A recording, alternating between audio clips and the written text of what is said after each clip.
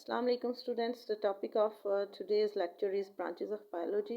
Punjab text book board में जो FSc के स्टूडेंट्स के लिए फर्स्ट ईयर में जो आपको ब्रांचेस पढ़ाई जाती हैं उनमें यहाँ पे जो लिस्टिंग है वो सिर्फ 9 की है।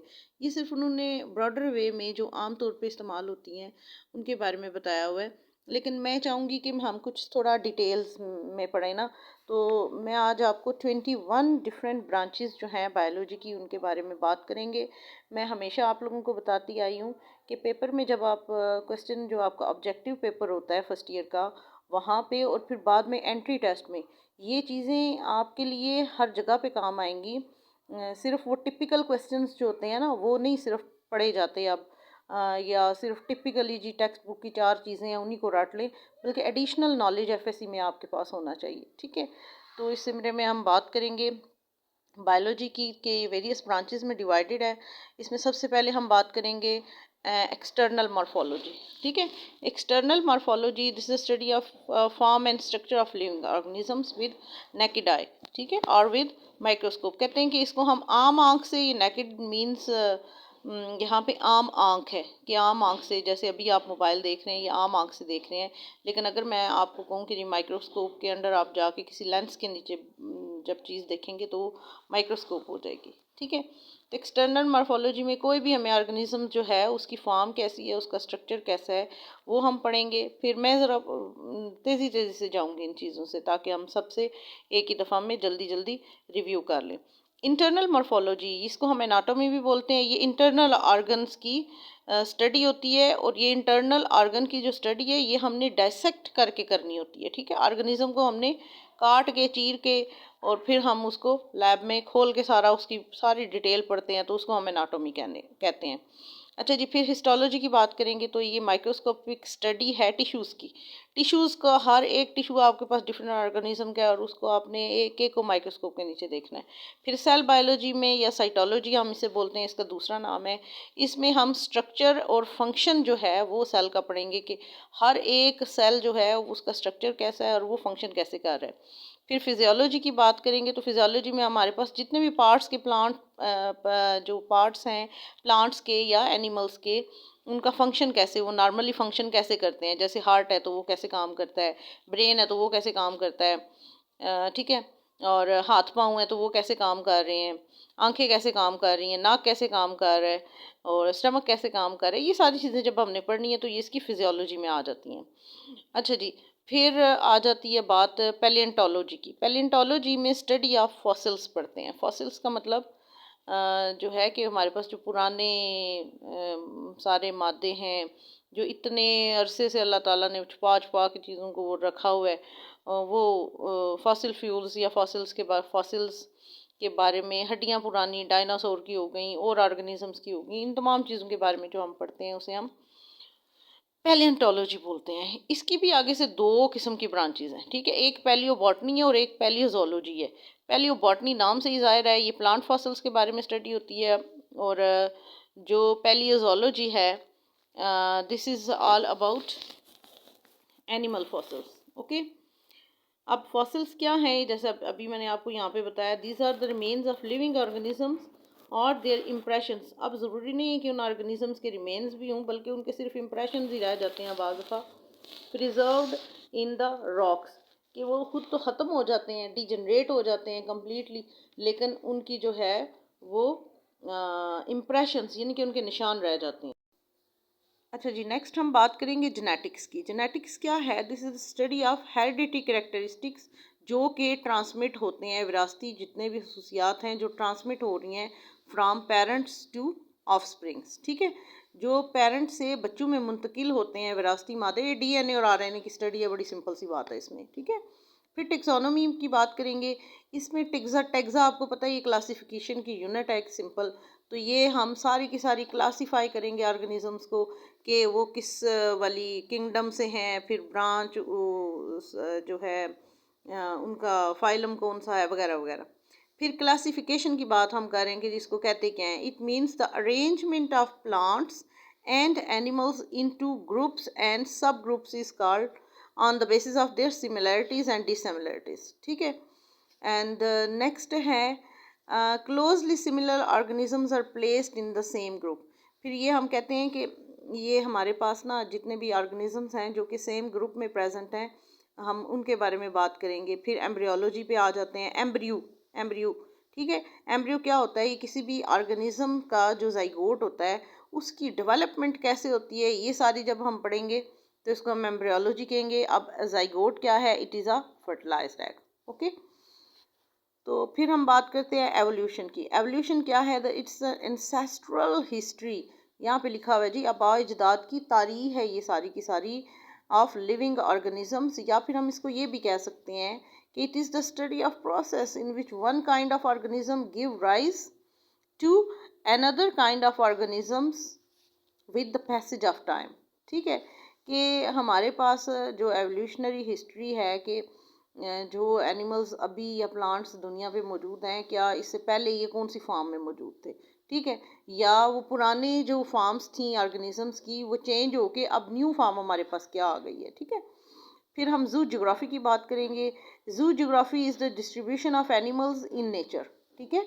ये क्या है कि जितने भी एनिमल्स जो हैं नेचर में, कुदरत में, कायनात में पाए जाते हैं, उन सब की हम जोग्राफी, जू कहते हैं हम जानवरों की स्टडी को, और जियो कहते हैं हम अर्थ को, और ग्राफी के अर्थ को, आपने अर्थ है आपके पास, ठीक है, ये ग्लोब की फॉर्म में है और इस पर डिफरेंट रीजन्स हैं, ये आपने ग्लोब पे देखे होंगे इस तरह के वो बने होते हैं कुछ रीजन्स। तो हर जोग्राफिकल एरिया में, इस वाले जोग्राफिकल एरिया में क्या है, इस वाले जोग्राफिकल एरिया में क्या है, यहाँ पे कौन से एनिमल्स हैं यहाँ, तो ये पूरी दुनिया में हमने वो सारी स्टडी करनी होती है। तो ये कहते हैं it is the distribution of animals on earth, ठीक है, कि अर्थ के ऊपर किस तरह से डिस्ट्रीब्यूटेड है एनिमल्स और किस किस तरह के हैं, इनके बारे में हम पढ़ेंगे। फिर हम बात करते हैं मॉलिक्यूलर बायोलॉजी की। मॉलिक्यूलर बायोलॉजी इसको कुछ जो हैं लोग वो मोलेकुलर बायोलॉजी भी पढ़ते हैं। तो ये सारे अपनी वोकल्स हैं, अटरेंस हैं, डैम मैटर्स, बस थोड़ी सी वो प्रोनाउंसिएशन ठीक होनी चाहिए, बाकी ये सब कुछ चलता है, ठीक है, क्योंकि हमारे पास जो इंग्लिश लैंग्वेज है उसका एक्सेंट चेंज होता है। ये दो ही जो हैं एक्सेंट्स हैं, एक अमेरिकन है और एक ब्रिटिश है। तो अमेरिकन वाली बड़ी सिंपल सी इंग्लिश होती है और असल इंग्लिश जो है वो ब्रिटन है, तो उनकी जो प्रोनाउंसिएशन है वो ज़्यादा ऑथेंटिक मानी जाती है। अच्छा जी, अब मॉलिक्यूलर बायोलॉजी, तो it is the study of structure of organisms, कि कौन कौन से मॉलिक्यूल्स हैं उस ऑर्गेनिज्म के अंदर, उसके cells and their organelles at molecular level, ठीक है, कि सेल्स और ऑर्गेनेलीज उनके कौन कौन से किस किस मॉलिक्यूल से मिलके बने हुए हैं, ये हमने पढ़ना है। मतलब ये हम समझे कि केमिस्ट्री पढ़ रहे होते हैं बायोलॉजी के अंदर। फिर हम इन्वायरमेंटल बायोलॉजी की बात करेंगे। It's the study of organisms in relation to their environment, ठीक है। तो ये इन्वायरमेंट बायोलॉजी है जो कि स्टडी कर रहे हैं हम किस चीज़ की, इन्वायरमेंट की, कि जिस इन्वायरमेंट में जो है वो एनिमल्स रह रहे हैं उनकी स्टडी करेंगे कि वो क्या सूट करता है, क्या नहीं सूट करता उनको। This includes interaction between the organism specially human, कहते हैं कि हम खास तौर पे जो ह्यूमन पॉपुलेशन है उसके बारे में पढ़ते हैं, and their inorganic and organic environment, ठीक है, कि उसका ऑर्गेनिक और इनऑर्गेनिक एनवायरनमेंट क्या है वो हम इन्वायरमेंटल बायोलॉजी ज़्यादातर इसमें ये पढ़ेंगे। अब तो मास्टर्स भी होते हैं इसमें, पहले तो ये चीज़ें नहीं थी। आपको जितनी मैं ब्रांचेस बता रही हूँ ना, इसमें मास्टर्स भी पाकिस्तान में भी अवेलेबल हैं डिफरेंट यूनिवर्सिटीज़ में। और जब आप अब्रॉड की यूनिवर्सिटीज़ में जाते हैं तो वहाँ पे आपको मास्टर लेवल जो है वो बताया जाता है कि हम मास्टर्स इन जेनेटिक्स कर रहे हैं, हम मास्टर्स इन दिस कर रहे हैं, बीएस कर रहे हैं, ये टॉपिक्स पढ़े जाते हैं, ये एज अ सब्जेक्ट आपको सारी चीज़ें पढ़ाई जाती हैं, फिर रिसर्च की जाती है। तो ये इसलिए इन सारी चीज़ों के बारे में सीखना और बात करना ज़रूरी है, क्योंकि question arises in the students brain के जी ये हम क्यों पढ़ रहे हैं, ठीक है। अच्छा जी, फिर माइक्रोबायोलॉजी की बात करते हैं। तो माइक्रोबायोलॉजी क्या है? जैसे study of micro organisms which include bacteria, viruses, protozoa and micro organisms like जो है वो algae and microscopic algae and fungi, ठीक है। ये हमारे पास क्या आ जाता है, ये स्टडी ऑफ माइक्रो ऑर्गेनिजम्स हम इसमें करेंगे। फिर फ्रेश वाटर बायोलॉजी। अच्छा जी, पहले दो चीज़ों का फ़र्क पता चल जाए आपको। एक चीज़ है फ्रेश वाटर और दूसरी है मेरीन। मेरीन कहते हैं समुंदर के पानी को। अब समुंदर से ऊपर ऊपर क्या है? दरिया है, नदी है, नाले हैं, झीलें हैं, आबशारें हैं, ये सारी की सारी फ्रेश वाटर में आ जाएंगी। सिर्फ समुंदर है वो मेरीन बायोलॉजी आ जाएगी, और इससे ऊपर ऊपर वाली सारी चीज़ें जो हैं वो fresh biology, fresh water biology होगी। तो it is the study of organism living in fresh bodies like rivers, lakes etcetera, and physical and chemical parameters, ठीक है, ऑफ दीज वाटर बॉडीज़। कहते हैं कि हम सिर्फ इसमें ऑर्गेनिजम्स जो हैं उनके बारे में पढ़ेंगे तो सही कि कौन कौन से जगह पे कौन कौन से ऑर्गेनिज्म पाए जाते हैं, बल्कि उनकी भी आगे से हम कैरेक्टरिस्टिक्स देखेंगे कि फिज़िकली उनको क्या चीज़ सूट करती है, केमिकल्स कौन से आ रहे हैं, जा रहे हैं, इस्तेमाल हो रही हैं चीज़ें उनके साथ। ये सारी की सारी स्टडी हमने फ्रेश वाटर बायोलॉजी में करनी है। फिर marine biology. Marine biology is study of marine life, यानी कि सी एंड ओशन और उसके अंदर जितने भी फिजिकल और केमिकल कैरेक्टरिस्टिक्स हैं सी के, वो सारे के सारे हम उसके बारे में पढ़ेंगे। समुद्री ज़िंदगी के बारे में हमने जानना है तो उसको हम मेरीन बायोलॉजी कहेंगे। फिर हम पैरासाइटोलॉजी, पैरासाइट से निकला, ये देखें, स्टडी ऑफ पैरासाइट्स। अब उसमें पैरासाइट्स के बारे में पढ़ेंगे क्या, उसका स्ट्रक्चर क्या है, मोड ऑफ ट्रांसमिशन क्या है, लाइफ हिस्ट्री उसकी क्या है, एंड होस्ट पैरासाइट क्या है। इसके अलावा relationships are studied in parasitology. अब जनाब इसकी जो कॉमन सी मिसाल है वो तो ये आप देख लें, एक तो जुएँ हैं जैसे, ठीक है, ये पैरासाइट के तौर पे हमारे जिस्म में दाखिल होती हैं। बहुत सारे कीड़े मकोड़े हैं जो जानवरों को लगे हुए होते हैं, उनके बारे में हम बात करें तो ये पैरासाइट हैं। अभी जो फ्रेश एग्जांपल है इसकी वो है कोरोना वायरस। तो वायरस जो है उसका स्ट्रक्चर कैसा है वो आपने पढ़ लिया कि जी ये राउंड है और इसके इधर इधर ऐसे करके वो कांटेदार सी कुछ चीज़ें हैं। ये असल में इसके वो होती हैं, ट्रांसमिशन के लिए चीज़ें होती हैं जो इसकी बॉडी में ये जब दूसरी बॉडी में होस्ट में जब दाखिल होता है तो वहाँ पे इस्तेमाल करता है इनको अटैचमेंट के लिए और डिफरेंट केमिकल्स कैरी करने के लिए, ठीक है। ये जो इसके साथ आपको ये इस तरह की कांटेदार किस्म की चीज़ें नज़र आ रही होती हैं। मोड ऑफ ट्रांसमिशन क्या है, ट्रांसमिट कैसे होता है, ये तो आप बच्चे बच्चे को पता है कि जी वायरस कैसे ट्रांसमिट होता है। ये कंटेजियस डिजीज़ है और ये हवा से, पानी से, एक दूसरे को छूने से, ये इन चीज़ों से ट्रांसमिट हो रही है। फिर लाइफ हिस्ट्री इसकी क्या है, ये किधर से आया जी, ये चाइना से आया और फिर सारी दुनिया में कैसे फैल गया। फिर अभी इसकी डिफरेंट टाइप्स जो हैं वो सामने आ रही हैं। फिर होस्ट पैरासाइट इसका क्या है जी, ये इंसानों को मुतासर करता है, ठीक है। और रिलेशनशिप इसके किस तरह के हैं, बॉडी के अंदर जाके ये क्या तबाही करता है, ये सारी चीज़ें जो हम पढ़ते हैं ये पैरासाइटोलॉजी में है के अंडर आती हैं। फिर ह्यूमन बायोलॉजी की बात करेंगे। It deals with the study of morphology, कि अपेरेंटली जो है ह्यूमन वो कैसे नज़र आते हैं।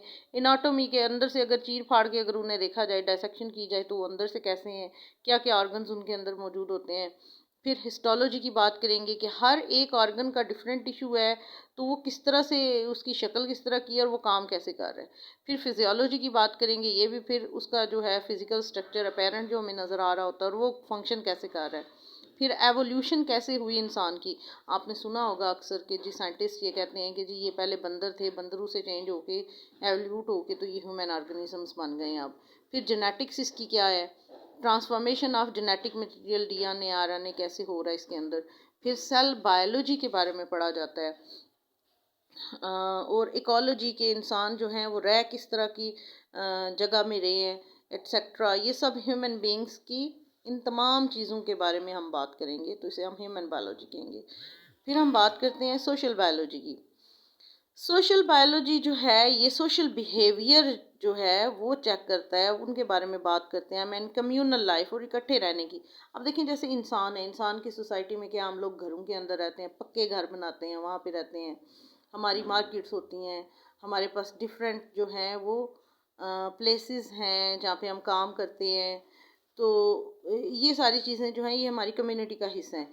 अब अगर हम शेरों की ज़िंदगी के बारे में पढ़ें तो शेर कहाँ पे रहते हैं जी, वो जंगल में रहते हैं, वो अकेला रहना पसंद करते हैं। अच्छा, फिर हम अगर बात करें बंदरों की तो मंकीज़ कैसे रहते हैं जी, मंकीज़ तो झुंड की फार्म में रहते हैं और वो उनके यहाँ जो हैं वो काफ़ी जो आदतें हैं उनकी इंसानों से मिलती जुलती हैं। वो शादियाँ भी करते हैं और वो इकट्ठा रह के मुख्तलिफ जो हैं वो काम भी करते हैं, जैसे अपने बच्चों को पालना और दुश्मनों से बचना और शिकार करना, ये इस तरह की तमाम चीज़ें जो हैं वो सोशल बायोलॉजी में हम पढ़ते हैं। अच्छा, जो बच्चे नेशनल जियोग्राफिक चैनल या डिस्कवरी चैनल वगैरह या वाइल्ड वो जो है जियोग्राफिक चैनल देखते हैं तो उनको पता होगा कि उसमें सोशल बायोलॉजी के बारे में बहुत बताया जाता है। अच्छा जी, फिर हम बात करेंगे बायोटेक्नोलॉजी की। तो बायोटेक्नोलॉजी क्या है, it deals with the use of living organisms, ठीक है। ये किस चीज़ के बारे में बात करता है, ये लिविंग ऑर्गेनिजम्स के बारे में बात करता है, सिस्टम्स या प्रोसेसेस जितने भी हैं मैन्युफैक्चरिंग के, प्रोडक्शन है, जितनी भी प्रोडक्ट्स हैं फॉर ह्यूमन कमर्शियल लेवल, ये सारी चीज़ें। अच्छा जी, इसमें बड़ी कॉमन सी मिसाल है कि दही है जो हम तो घर में लगाते हैं ना, जैसे इसको फर्मेंटेशन का प्रोसेस कहते हैं, यीस्ट। हम वो थोड़ा सा दही रख लेते हैं और फिर नेक्स्ट डे फिर किलो 2 किलो 5 किलो उसमें दूध के देगचे में डालते हैं जी, और वो दोबारा से हमें दही हासिल हो जाता है। अब यही चीज़ें आपको अगर मार्केट लेवल पे एक बड़े लेवल पे बनानी बनानी पड़ जाए तो क्या करेंगे? तो वही यीस्ट हम लेते हैं, या पिज़्ज़ा जैसे आप देख रहे होते हैं कि घर में भी पिज़्ज़ा बनता है, वो तो थोड़ा सा आप बना लेते हो 1 2 4 5। लेकिन जब आपको ज़्यादा चीज़ें चाहिए या रोज़ाना चाहिए तो आप उसके लिए क्या करेंगे? आप बेकरी का रुख करेंगे, आप किसी रेस्टोरेंट में जाएंगे। अब वहाँ पे ये सारी चीज़ें एक बड़ी क्वांटिटी में कैसे बन रही हैं? वो इंसानों की वेलफेयर के लिए कि उन्हें फूड की सप्लाई जो है वो ना रुके और वो रोज़ाना हर चीज़ उन्हें मिलती रहे। उन्होंने उसकी फर्मेंटेशन के लिए बहुत बड़े बड़े जो हैं वो प्लांट्स लगाए होते हैं, और उन प्लांट्स के ऊपर उन फैक्ट्रीज में ये चीज़ें वो बना रहे होते हैं, जो दही योगर्ट आप खा रहे हैं और वो पैकेट्स की फॉर्म में आपको मिल रही होती हैं डिफरेंट कंपनीज के। तो वो पैकिंग में आती हैं चीज़ें, वो बनती हैं एक लार्ज स्केल पे, बड़े बड़े ड्रम्स में, बड़ी बड़े टैंकर्स में, ये सारी चीज़ें फैक्ट्रीज में बनती हैं। तो ये चीज़ें जब बन रही हैं बायोटेक्नोलॉजी के अंडर होती हैं, कि वहाँ फैक्ट्री में जिस तरह से हमारे घर में अम्मी ने जब दूध उबालना होता है तो प्रिकॉशन होती है जी, दूध इतनी देर तक उबालना है और उसको साफ देगचे में, उसमें और कोई चीज़ खाना पकाना नहीं करना। और जब दही आप बना रहे हैं तो उसकी भी प्रॉपर गाइडलाइन होती है मदर्स की, या जो भी हमारी घर की औरतें होती हैं वो हमें बताती हैं कि जी इस तरह से दही जमेगा और अच्छा जमेगा। इसी तरह से वो सारी की सारी प्रिकॉशंस जो कि हम एक छोटे से लेवल पे ले रहे होते हैं, वो बायोटेक्नोलॉजी की फील्ड में हम उनको हर पैरामीटर जो है वो हाइजीन का, क्वालिटी ऑफ फूड का, ये सारी चीज़ें मैयर करके उनको रजिस्टर करा के उन कंपनीज को कि जी हमारी सब कुछ फाइन है, क्वालिटी ऑफ फूड गुड है और ये यूजेबल है और इतने अरसे तक यूजेबल है टू द ह्यूमन। तो वो सारी की सारी चीज़ें जो हम पढ़ते हैं वो बायोटेक्नोलॉजी के अंडर आती हैं। ठीक है। अच्छा जी, फिर यहीं पे वो दोबारा उसकी वो एग्जाम जो है वो कर रहे हैं कि use of biotechnology developed on the basis of biological principles for the benefit of human beings. अब आपको मेरी बात की अच्छी तरह से समझ आ गई होगी कि मैं इसी बात को एक्सप्लेन कर रही थी। ठीक है। फिर हम पैथोलॉजी की बात करते हैं। तो पैथोलॉजी कहते हैं हम study of cause, origin and nature of disease. Pathogens basically कहा जाता है किसको? डिजीज कॉजिंग ऑर्गेनिजम्स को। जरासीमू का दूसरा जो नाम है, साइंटिफिक नेम, वो पैथोजेंस है, कि जो कि डिजीज कॉज करते हैं। तो पैथोजेंस की स्टडी यानी कि वो क्या, किस वजह से आई है वो डिजीज, उसका ओरिजिन क्या था और नेचर क्या है, वो कितना खराब कर रही है किसी भी दूसरे ऑर्गेनिज्म को, उसको हम जिस हेडिंग में पढ़ेंगे, जिन चीज़ों के बारे में पढ़ेंगे, वो पैथोलॉजी है। ठीक है। तो ये ऑलमोस्ट देखें आज आपने 21 डिफरेंट फील्ड्स ऑफ जो हैं वो बायोलॉजी स्टडी कर ली है। थैंक यू, दुआओं में याद रखिएगा।